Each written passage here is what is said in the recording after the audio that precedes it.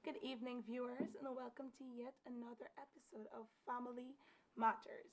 This evening, we'll be discussing the impact of separation on the family, and I'm your host, Shaquita Thomas.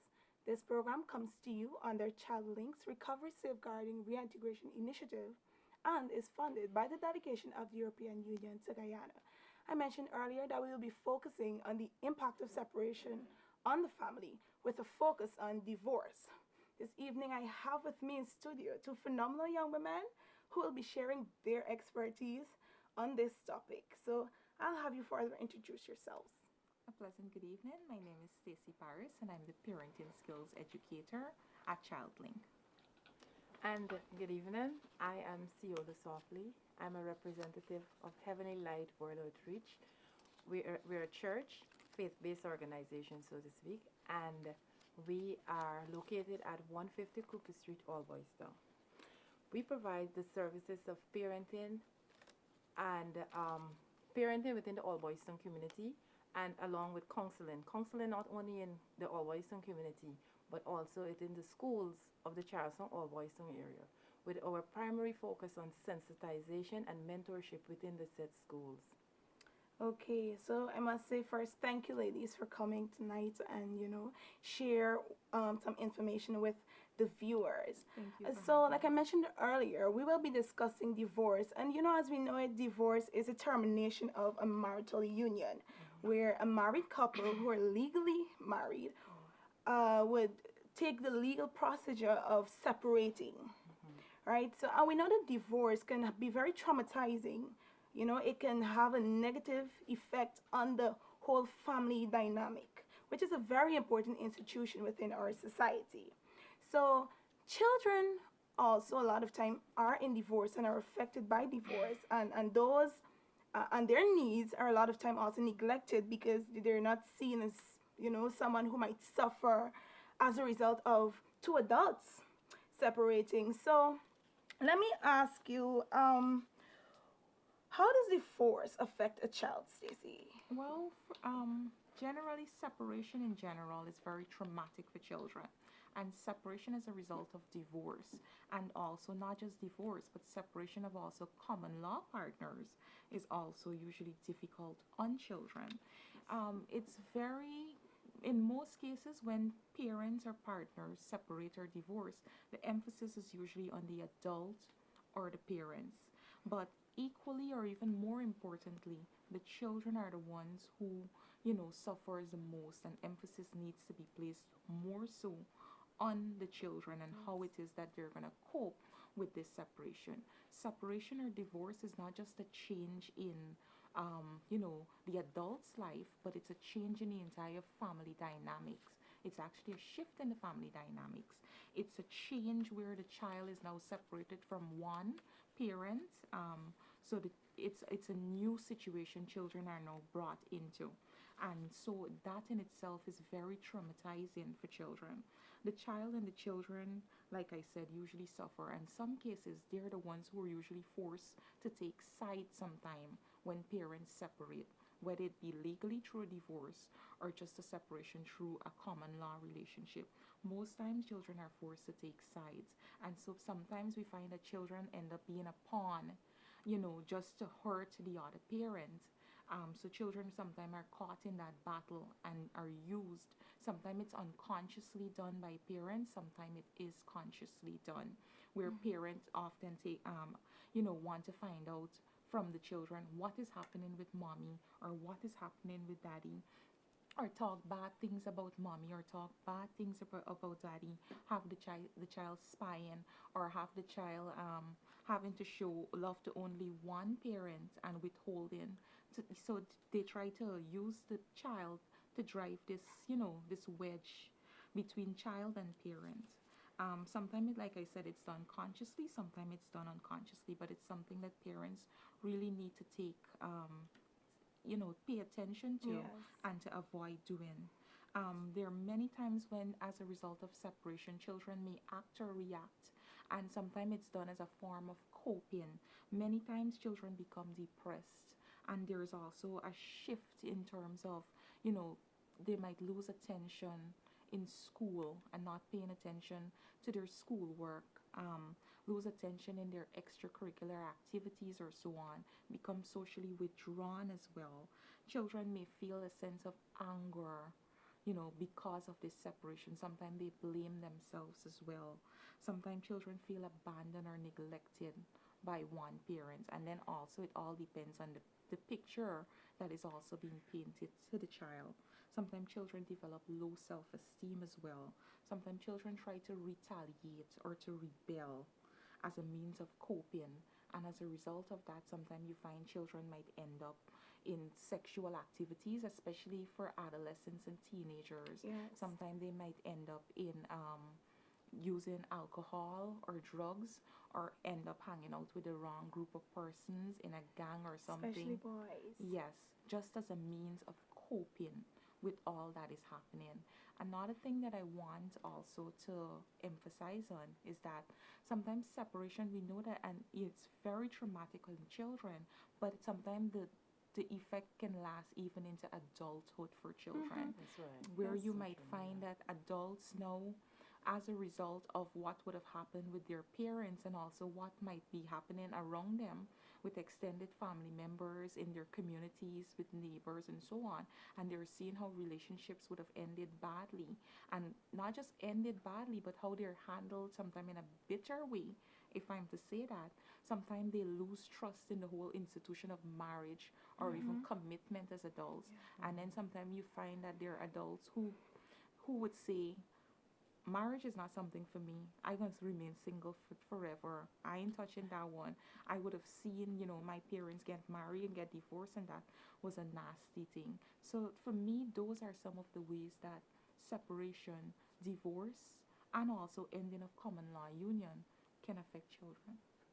Yes. So how would you see, Oli? You would have been in the school system, in the Yes. teaching system, Yeah. for a while. How have you seen children, children are being affected by divorce? Well, first and foremost, Stacey, I am happy that you would have made a mention of separation not only by divorce, but separation by common Yes. law, right? Because sometimes people have the perception that that it's only a divorce can affect a child, but the mere fact that there's the absence of one parent, and that child has that comfort, that child would have been comforted knowing that, because in a home, of course, where they're both parents, every parent has their strengths and their weaknesses, and combined it's perfect parenting, so to speak.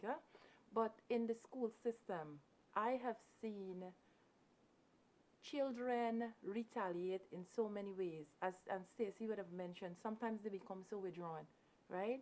And before I even expound further on the aspect of the child, sometimes teachers of themselves, are unaware of these things that are happening, and then sometimes you hear that they're saying that, oh, this child is rebellious, this child is disobedient, this child, and the list goes on and on, because sometimes we really don't know what is happening at home. But really and truly, that separation usually impact a child. And in the Guyanese or the Caribbean context, we usually say, oh, it's children, Yes. Guyanese children tough. Yes. Yes. Yes. We don't got them problems, Yes. as if it's just a North American thing. But really and truly, it affects the children tremendously, right? I remembered in the classroom, there was this child where the parents were about to have a divorce, and it was a bitter battle in the house. And this child started to act differently. And it is only until I met with the parents at parent conference, then then the parents of themselves would have recognized that, oh my God, this is our fault, because we are about to have a divorce, and the battles in the house, they're great. So the child started cheating in class. When I say cheat, it's like we are having a test, and the child decides that, you know what, I'm going to take out a book and I'm going to start, I'm going to peep. Sometimes you find that children become violent. They're lashing out at angry. others. They're Yes, angry. So aggressive. everything, it's a war, Yes. right? Because they feel violated. They feel as though that sense of security, and now I have to protect myself. I have to protect my heart, Yes. right? So now it's a challenge all around. So now violence takes the place, because sometimes they're not in the position to express themselves. Sometimes they're not in a place to say exactly how I'm feeling, right? So altogether, you find not only that they would, as Stacy would have mentioned too, sometimes the child is now used as the scapegoat, right?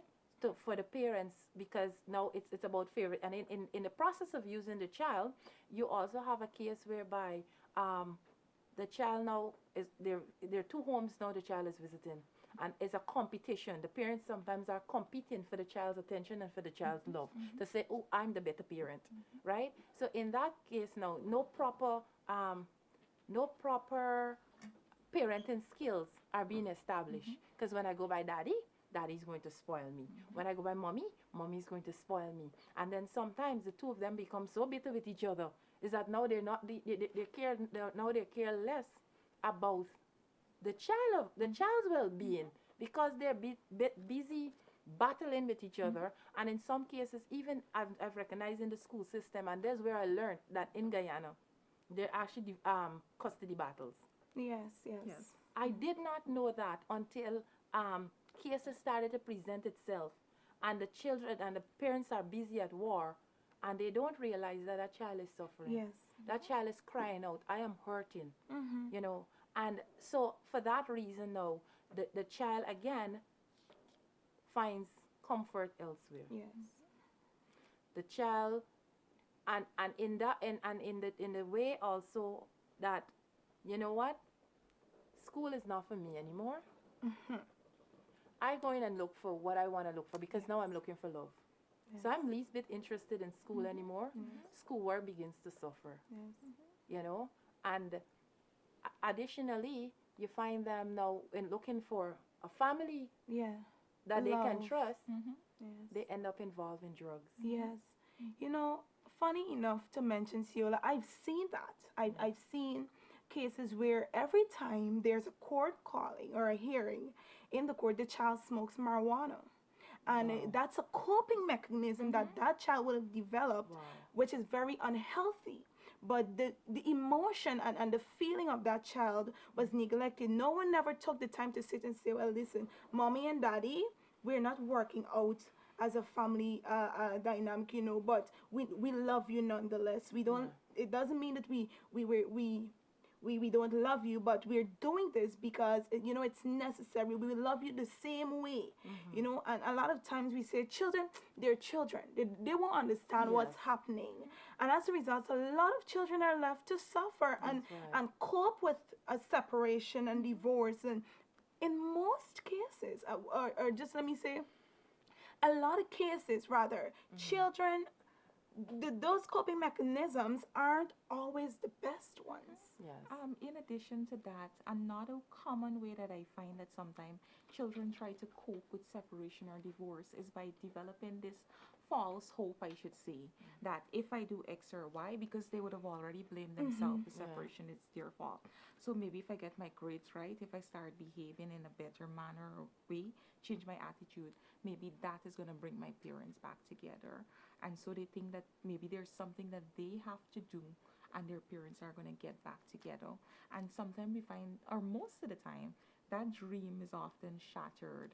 And it's Yes. shattered especially when one or both parent might now introduce a new partner into this Yes. whole Yes. dynamic. Mhm. And then especially if there are other children who are now involved, like a newborn Yes. baby who is now involved, sometimes it can further regress that child. And the way how it happens is very important, because oftentimes when we introduce our children, or we introduce, we have a new partner, whether it be father or mother has a new partner in their life, we don't consult with our children. We don't let them know what is happening. This person is just presented to the child, and the child has to take it as Yes. it. We need to remember that children, they're human beings. They have emotions, they have feelings, and they should have a say, to share, an opportunity to share how it is they're feeling about this situation. Oftentimes, we don't even consult to see how it is that this separation has really affected them. Yes. That is so true, but and I'm glad that you mentioned that, Stacy, because oftentimes adults are of the assumption that I'm the adult, you're the child. Yes. You ain't got no business. You have no business meddling in our affairs, and so whatever we present to you, you have to live with it because we are the adults. Failing to realize, as Stacy rightfully said, these children have feelings, Yes. and even as she would have mentioned before as well, that these behaviors transcend into our adult life because the hurts from our childhood take us into adulthood, and then we're wondering how this child would have, how this could have happened, or how this child could be like this, or how this male or female could be like that, not realizing it is the catastrophic effect of that separation from childhood. I mean, and if we were to take it to from foundation, the intention was never for one parent to raise a child. Biblically, it was stated that, and in the Bible, that God loves marriages. Yes. So altogether, He never intended one day for one parent to raise a child. So it will have its catastrophic effects. And it's something that parents should consider and parents should think about, because when they're battling their hurts, they can't think about their children, but your children are on the sideline. It's like it's as if they're out of the arena and they're looking in. But yet still, that it's life's television that they're viewing, but they're a part of that life. I've seen cases where children even do bad things because that's the only basis on which their parents would communicate. If I should act out, mommy is going to call daddy, and they're going to come together to have a talk to me, to have a talk with me. So if this is the only way I'm going to get them to come together, then I'm going to do what I have to do. I've seen many children do it, and I'm happy that earlier Stacey mentioned that, a lot of times when parents separate, children feel as if they have to pick sides, especially if it's a separation with a lot of resentment and embedded in that separation or divorce. I was looking at a television program. It's not really a program, but it's a reality show. I mean, a lot of people don't reference reality shows and what's not, but when you listen, you can learn some things, and it's from the Braxton's Family Values with Toni Braxton, and I heard her say something. She said, as old as they are, it's very hard for them to love on one parent in the presence of the other, because they feel as if one will feel as if I'm choosing the other one over you, Which should not be. especially as an Creates adult that when pressure, you huh? yes, as an adult when you. If your parents should do something wrong, you're going to want to say, well, mom, this wasn't the right move, or daddy, this wasn't the right move. And they're going to say, like, you're siding with this one. So as parents, you see, when you make certain decisions without consulting your children, it takes a toll on them. It's traumatizing for them. And the family is not just mommy and daddy. It's mommy, daddy, the children. That's And right. in some cases, the extended family. That's right. And one more thing, which will now take us into our second point. Says you mentioned the dynamic of the family being changed, where in some cases the structure of the family moves from being a nuclear family to a blended family, where now I have foster siblings. I have a stepbrother or a stepsister who I have to cope with. So now that child is not only left to cope with the separation of his or her family, but they're now left to accommodate Yes. someone else. Right. So that's double pressure. Trauma.